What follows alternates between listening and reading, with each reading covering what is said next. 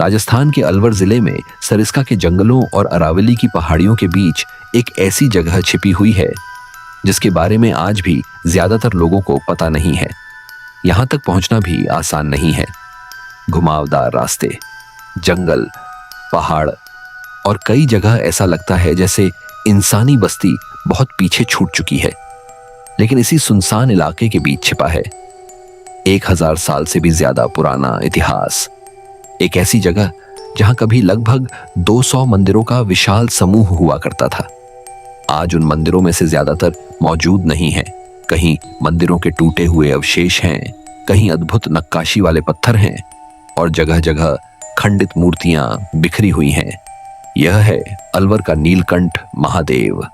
भानगढ़ का नाम तो आज लगभग हर कोई जानता है, लेकिन अलवर के जंगलों में छिपा यह प्राचीन मंदिर क्षेत्र आज भी बहुत कम लोगों की नजरों में आया है और शायद यही इसकी सबसे बड़ी खासियत है। यह कोई आम पर्यटन स्थल नहीं है। यहां पहुंचने के लिए रास्ता भी आसान नहीं है और जब आप यहां पहुंचते हैं तो ऐसा लगता है जैसे आप किसी आधुनिक जगह पर नहीं बल्कि इतिहास के किसी भूले हुए पन्ने में प्रवेश कर गए हों। नीलकंठ का इतिहास करीब 1000 साल से भी ज्यादा पुराना माना जाता है। प्राचीन समय में इस क्षेत्र को राज्यपुरा और बाद में पारानगर के नाम से जाना जाता था। यहां मिले 961 ईस्वी के अभिलेख के आधार पर इस मंदिर का निर्माण महाराजाधिराज मत्थन देव से जोड़ा जाता है। मत्थन देव स्थानीय प्रतिहार शासक थे, यानी आज जिन खंडहरों को हम देख रहे हैं, कभी यहां राजा थे, राज्य था, लोग थे और एक बेहद समृद्ध धार्मिक और सांस्कृतिक केंद्र था। कहा जाता है कि कभी इस पूरे क्षेत्र में लगभग 200 मंदिरों का विशाल समूह था।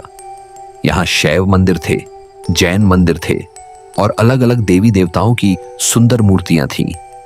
आज भी इन अवशेषों में आपको नृत्यांगनाएं, अप्सराएं, देवी देवता, हाथी और बेहद बारीक नक्काशी दिखाई देती है।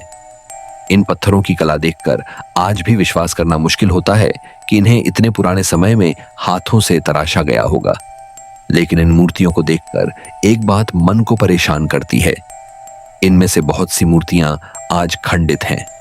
किसी का सिर टूटा हुआ है, किसी का हाथ गायब है और कहीं पूरी मूर्ति ही टुकड़ों में बिखरी हुई है। और यहीं से शुरू होती है इस जगह की सबसे प्रसिद्ध कहानी। स्थानीय मान्यता के अनुसार एक समय मुगल सेना इस क्षेत्र तक पहुंची थी। कहा जाता है कि मंदिरों को लूटने और मूर्तियों को नुकसान पहुंचाने की कोशिश की गई, लेकिन एक प्रसिद्ध लोक कथा के अनुसार जब सेना ने यहां के मंदिरों को नुकसान पहुंचाने की कोशिश की तो अचानक मधुमक्खियों के झुंड ने उन पर हमला कर दिया।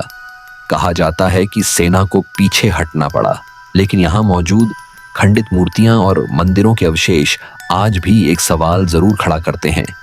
आखिर इस प्राचीन मंदिर नगर का इतना बड़ा हिस्सा नष्ट कैसे हुआ? क्या यह किसी आक्रमण का परिणाम था? क्या समय के साथ मंदिर नष्ट होते गए या फिर इतिहास में कोई ऐसी कहानी छिपी है जो आज पूरी तरह हमारे सामने नहीं आई? इसका पूरा जवाब आज भी साफ नहीं है। नीलकंठ की एक और खास बात यह है कि यहां सिर्फ शैव परंपरा के अवशेष नहीं हैं। इस क्षेत्र में जैन धर्म से जुड़े प्राचीन अवशेष भी मिलते हैं। यहां जैन तीर्थंकर शांतिनाथ जी की विशाल प्रतिमा भी मौजूद है, जिसे स्थानीय लोग 9 गजा के नाम से जानते हैं। यानी एक ही क्षेत्र में शैव और जैन परंपराओं से जुड़े प्राचीन धार्मिक अवशेष मिलते हैं। यह उस समय की धार्मिक और सांस्कृतिक विविधता की एक बड़ी मिसाल है। लेकिन दोस्तों, नीलकंठ की सबसे खास बात सिर्फ इसका इतिहास नहीं है। इसकी सबसे खास बात है इसका आज भी छिपा हुआ होना। इतना बड़ा ऐतिहासिक स्थल, इतनी पुरानी मूर्तियां, इतनी शानदार नक्काशी और फिर भी ज्यादातर लोगों को इसके बारे में पता ही नहीं है। सरिस्का के जंगलों और अरावली की पहाड़ियों के बीच होने की वजह से यहां तक पहुंचना भी आसान नहीं है।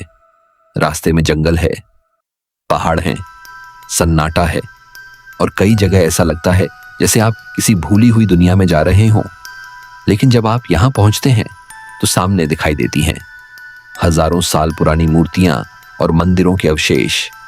आज यहां कोई बड़ा शहर नहीं है, कोई भीड़ नहीं है, बस जंगल, पहाड़, पुराने पत्थर और खंडित मूर्तियां।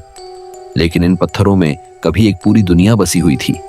कभी यहां मंदिरों में पूजा होती होगी, घंटियां बजती होंगी, शिल्पकार इन पत्थरों को तराशते होंगे, लोग दूर दूर से दर्शन करने आते होंगे। और आज वही जगह इतिहास के खंडहरों के बीच खड़ी है। तो दोस्तों, यह था अलवर के सरिस्का क्षेत्र में छिपा हुआ नीलकंठ महादेव का प्राचीन मंदिर क्षेत्र। एक ऐसी जगह जिसके बारे में बहुत कम लोग जानते हैं, जहां पहुंचना आसान नहीं है, जहां कभी लगभग 200 मंदिरों का विशाल समूह था, जहां आज भी प्राचीन नक्काशी और खंडित मूर्तियां मौजूद हैं, और जहां इतिहास के साथ साथ मुगल सेना और मधुमक्खियों से जुड़ी एक रहस्यमयी लोक कथा भी सुनाई जाती है। क्या सच में मधुमक्खियों ने सेना को पीछे हटने पर मजबूर कर दिया था? क्या यहाँ की खंडित मूर्तियां किसी पुराने आक्रमण की निशानी हैं? या फिर इस जगह के इतिहास में अभी भी कई राज छिपे हुए हैं? इसका फैसला आप खुद कीजिए। लेकिन एक बात तय है, राजस्थान का इतिहास सिर्फ बड़े बड़े किलों और महलों में नहीं छिपा है। कई बार असली इतिहास ऐसे जंगलों और पहाड़ों के बीच छिपा होता है, जहां पहुंचना भी अपने आप में एक रोमांच है। हर हर महादेव। मैं मिलता हूं आपसे अगली अनदेखी जगह पर। तब तक के लिए नमस्कार।